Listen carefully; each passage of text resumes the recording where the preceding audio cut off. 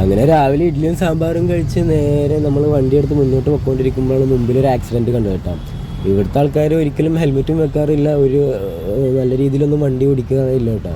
അവർക്ക് എങ്ങനെയെങ്കിലും അരമണിക്കൂറിനേക്കാൾ വലുതല്ല എൻ്റെ ജീവൻ എന്നുള്ള രീതിയിലാണ് അവർ അധികം പേരും വണ്ടി ഓടിക്കുന്നത് കേട്ടോ. അതൊക്കെ വെച്ച് നോക്കുകയാണെങ്കിൽ നമ്മളെ നാട് എത്രയോ നല്ലത്. അവനവൻ്റെ ജീവനെങ്കിലും അവർ നോക്കുന്നുണ്ടെന്നാണ് എനിക്ക് തോന്നുന്നത്. അങ്ങനെ അതും കഴിഞ്ഞ് കുറച്ച് മുമ്പോട്ട് പോയപ്പോഴാണ് രണ്ട് അപ്പൂപ്പന്മാർ നിൽക്കുന്നത് കേട്ടോ. അവർക്കാണല്ലോ കള്ള് കുടിച്ച് വണ്ടി ഓടിക്കാൻ പോലും പറ്റാതെ അവർ കിടന്ന് കറങ്ങി കളിക്കാൻ കേട്ടോ.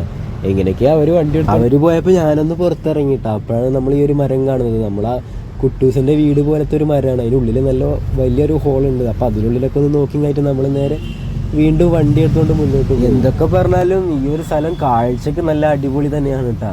അത് കഴിഞ്ഞ് മുന്നോട്ട് പോകുമ്പോഴാണ് നമ്മൾ കണ്ടത് ഈ ഒരു ഓട്ടോറിക്ഷയിൽ ഒരു 16 ആളെയും കയറ്റി കൊണ്ടുപോകുന്നു.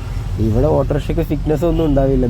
മേളിലുള്ള ഒരു ഷീറ്റൊക്കെ ചിലപ്പോൾ കയറ് വെച്ചിട്ടൊക്കെ ആയിരിക്കും കെട്ടിയിട്ടുണ്ടാവുക. നമ്മുടെ നാട്ടിലൊക്കെ ആണെങ്കിൽ 3 or 4 ആൾക്കാരാണ് അധികം ഓട്ടോറിക്ഷയിൽ യാത്ര ചെയ്യുന്നത്. ഇവിടെയാണെങ്കിൽ ഏറ്റവും കുറഞ്ഞത് ഒരു വണ്ടിയിൽ 7 or 8 പേരെങ്കിലും കാണും. അങ്ങനെ കാഴ്ചകളൊക്കെ കണ്ട് നമ്മൾ നമ്മുടെ ലൊക്കേഷനിൽ എത്തിയിട്ടുണ്ട് കേട്ടോ.